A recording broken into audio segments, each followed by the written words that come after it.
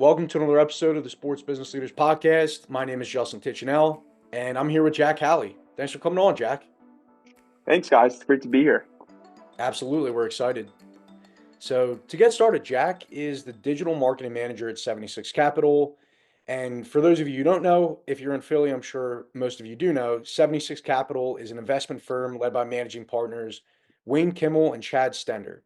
They invest and partner with innovative sports, media, and entertainment companies founded by passionate entrepreneurs across the asset class of sports. Now, Jack oversees the company's social media channels, content creation, and media relations. He produces the This Week in Sports Business newsletter and the 76 Capital Sports Leadership Show podcast, key platforms for sharing industry insights. Prior to joining 76 Capital, Jack was a social media editor at Bet365, and he earned his bachelor's degree in communications from the University of Pittsburgh. So, Jack, thanks again for being on. Awesome. Thanks, guys. This is great, and I've been able to check out some of the past episodes, and it seems like there's some really cool conversation going on. So I'm just happy to be involved. Yeah, absolutely. Excited to have you guys on. So, you're not only managing 76 Capital's digital presence, but also producing content like I said, the Sports Leadership Show and This Week in Sports Business newsletter. How do you strategically balance storytelling with brand building in a space that's constantly evolving with new tech and platforms? Sure. I mean, when you look at what we do on the business level, being a venture capital firm, everything comes around our portfolio. So I love to try and take all the news and exciting announcements and partnerships that come out of the portfolio and really just amplify those on our social. That's my main goal week to week is just to try and put our portfolio in that light and really give them the recognition they deserve for all the hard work that goes into the partnerships and really exciting innovations that have been coming out. So really fortunate to have an awesome intern, Anthony. He's been helping out a ton on the content creation side and really pumping out some really exciting short form videos for our reels on Instagram and LinkedIn videos from our podcast. And that's been great. We've especially had our CEO of Shot Tracker, Davion Ross. He was just on our last episode. And Shot Tracker just had some amazing news over the last month with March Madness and the Big 12 and their new AI functions in their app. And it's just opportunities like that where we get to just bring those passionate and innovative CEOs and entrepreneurs on the platform and really just talk about like what they're doing and why they're doing it. It's really that big why at the end that we love to get into, and it's the story of how we got there from the origination of the thought to now the implementation of this technology into some of the highest level basketball in the country. It's just really exciting to see that. Yeah. And it's so cool just to hear about how you guys are talking about the Portco companies within social media, like Shot Tracker, and how you're highlighting those. So, can you talk just for a second a little bit more about how you focus, because there's, I'm sure, so many. I think you guys have what, over 20 companies within the. It's a little less, but yeah, around that. Okay. So yeah, how do you know what to prioritize given the landscape of what's going on with, the current updates in sports tech? Sure. A lot of what we do week to week comes across the news cycle. So naturally, being NBA playoff, NHL playoff time of the year, a lot of that conversation on TV and sports media is going to be around those specific events. So it's how do we differentiate from that mainstream media and how do we really make ourselves stand out ahead of these big headlines? Like it's always going to be difficult to compete with First Take talking about Jalen Brunson and the Knicks playing in the playoffs. Like, yeah, we're never going to reach the same audience. But if we can somehow find ways to intertwine our news and our exciting announcements into that current setting and just build on the excitement and build on the anticipation, that's just a win-win for everybody. So companies like IC360 and Lucra Sports that are continuously just building this momentum over the last few months and the last year in general, you can see that excitement coming across through fan engagement, through youth sports, and all these different verticals that I'm sure we're going to get into later. But it's really cool to see those advancements and how we can kind of overlap what's happening in the current media and what's happening, across the sports media and just landscape, and really put our own spin on it. Great, Jack. Jack, it's great to have you on the show. It's been a long time coming. Just for anyone listening to this episode, Jack was our first community supporter through 76 Capital and being an authority in sports media. we only did one meetup that got 3 people. And then after that, Jack believed in us so much to start putting our meetups in the 76 Capital newsletter, which, our second one had like over 20 people, of which 76 Capital had a big presence that day. So we owe a lot of our community success to you, Jack. So it's really cool to have you on the show finally. Just thank you so much. I mean, you've been our biggest fan number one. So really appreciate you coming on the show. Um, and just like you're saying, you have a background even before 76 Capital. You've been there for about a year and a half now. But even with Bet365, you're going to events, you're going all over the place. You're on the pulse of sports media, as a curator of the newsletter for 76 Capital with like tens of thousands of readers, the podcast.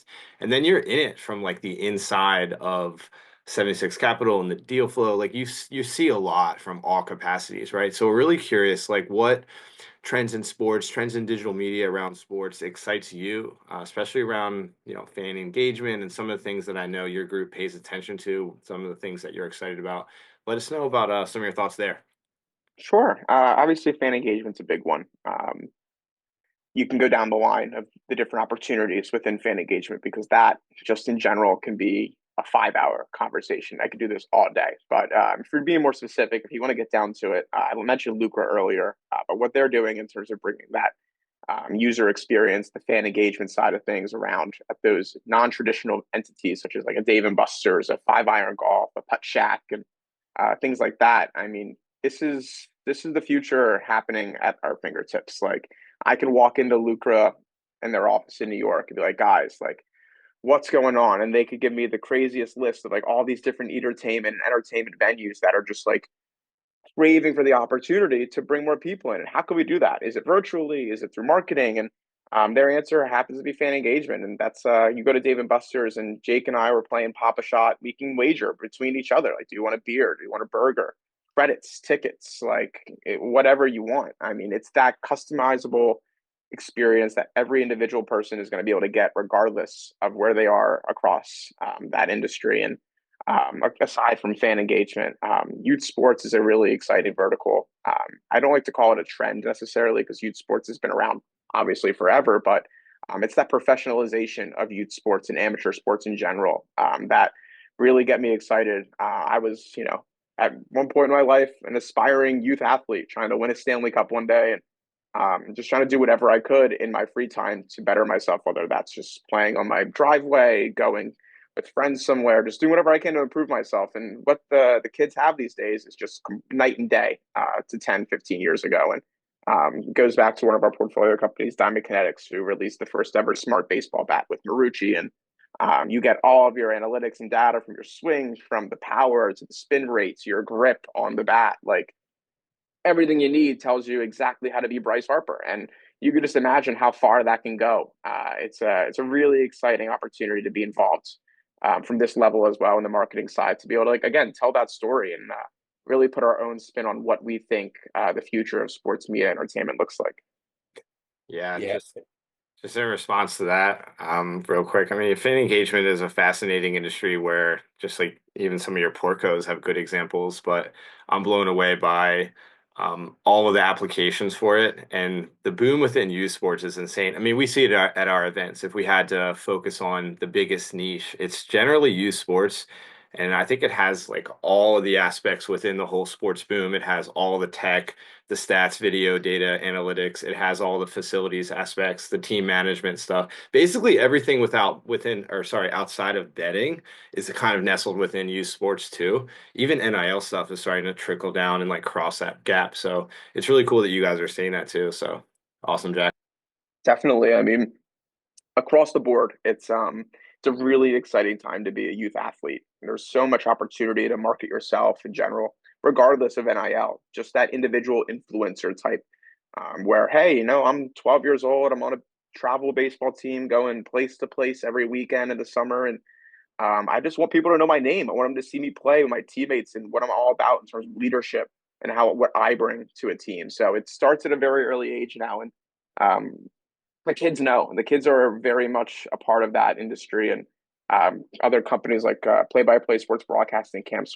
They host youth broadcasting camps across the country all summer, and even in those environments, you've seen a lot of these kids come in with a knowledge base so strong already, because they do this content creation on their own. Like, oh, I make videos for my own baseball team. Like, I know how to do one-on-one interviews. I know how to do PTI type interviews. Like some really like strong knowledge that like they don't need to be taught anymore. Like they're coming in ready to roll. Like all they need is a little bit of help here and there. But it's a really exciting time for the kids to be on both sides. Just the athlete, the creator, the businessman, businesswoman. Like it's a real opportunity these days to put yourself out there as a brand. Yeah, no, I love that, Jack. And you were just talking about how 10, 15 years ago, this whole industry was completely different. When you and I were probably, playing youth sports, we never had any of this stuff. And it's crazy to think what's going to come in the next 5 to 10 or even 15 years. So from that lens, and we're thinking about all these companies that you just mentioned with, for example, Lucra, and then within our own meetup and community, we have companies like Lens with Matt Ray, Orgo with Zoya, even like the PYSC. So there's tons and tons of resources and companies that are helping shape the future of youth sports. So from your view behind the scenes, we're obviously talking a lot about youth sports. So what's outside of youth sports? Like what's another vertical in sports that you think a lot of people should have their eyes on for the coming years? It's a great question. I think women's sports is probably another one that I like to highlight. Not just starting a couple of years ago with Caitlin. Obviously, that was the boom. That's when a lot more eyes were put on at least WNBA and women's basketball in general. But it's the overarching industry of women's sports. It's not just the basketball league. It's the PWHL, the NWSL. You go down the line. There's women's leagues for pretty much every sport. It's just getting the people to watching, making sure people understand, like, hey, this is professional sports at its highest level. Like you're gonna have professional sports all around the world. Like we have the most premier athletes, men and women, that you'll find. So it's really cool to see leagues like the PWHL announce a new expansion team in Vancouver, and being such a short-term league so far, they're really young and they're already able to expand into another market, another prominent one, that being in Canada and Vancouver. So the potential is huge, and the fact that Philadelphia itself does not have an NWSL team and WNBA, PWHL, like we're starving for it here. Like at least from the fan perspective, we would do anything just to have another team to support, and it's being one of the best sports markets in the country.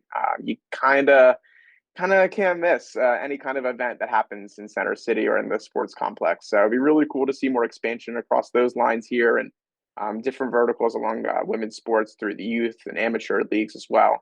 It all kind of carries over into this long-term goal of equalizing the playing field and really bringing people down, and making sure that it's an opportunity for people to have. Like, there's not just one women's basketball league. There are multiple now. You have Unrivaled as well. That's jumped in the picture. So it's really an exciting time, and hopefully this continues a little bit. Yeah, definitely. And I think I heard this recently at an event that we were at. The WNBA attendance nearly doubled from 2023 to 2024. And I think people are, just to your point, realizing that these are athletes playing at the highest level. So I think that's something that's going to just continue to grow and grow. And the more platforms and innovation that we see within the sports industry, I only think that can just further amplify the whole women's sports ecosystem for sure. Absolutely. A lot of what we do at 76 Capital is around the next thing. Like, who has that idea that's so far ahead of our time that we can't even see it with binoculars? It's conversations like these that you can just bounce around. Like, what are different opportunities in Philadelphia for women's sports that may not necessarily be on the professional level? Like, are there different opportunities within business? Like Stephanie D'Angelo, a friend of mine, her company, her club, that gives the opportunity for women in business to use golf as a platform to meet other women in the space and to really uplift each other and bring this light forward. So there's the opportunities across the industry are endless, whether it's professional sports, business, the overlap in between, which is obviously where we sit, in the intersection point between sports media, entertainment, and stuff in between. Yeah. No, this is great, Jack. Thanks again for sharing all this. So, with all this in mind, I know we hit on a lot of different topics here. Any last words you'd want to share with the audience today? I guess probably just stick to it. You know, this is a grind. This is a long, long run. And if you, my age, 25, like I'm only here to just be a sponge and trying to pick up as much knowledge and information and just experience as possible within the people around me. So I'm just really lucky to have a strong team of mentors here at 76 and another really strong group of peers from sports business leaders. So really appreciative of everything you guys have done to, at least in the Philly community, to bring this group together. And like Jake said, it's gone from a 3-person meetup to over 200 people now and multiple cities across the country. It's just been really fun to watch this grow and being such an OG, I guess, in the meetups. Just been really fun to be a part of that, and hopefully we can keep growing this thing out and continue to see the progress in Philadelphia. Yes, sir. Awesome, Jack. Well, thanks again. And how can the community stay in touch with you? I'm on every social underscore Jack Hally, Jack underscore Hally.